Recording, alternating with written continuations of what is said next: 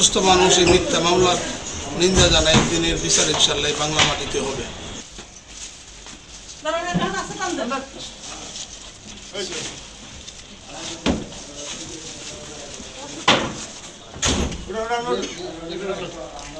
ব্রাহ্মণবাড়িয়া সদর উপজেলা যুবলীগের সাংগঠনিক সম্পাদক মহসিন খন্দকার, সে আমাদের থানার 4টি চলমান মামলার রাজনৈতিক মামলা এজাহার নামে আসামি। এর মধ্যে সে একটা মামলা জামিনে ছিল, বাকি 3টা মামলা সে পলাতক ছিল। সে দীর্ঘদিন যাবৎ পলাতক ছিল।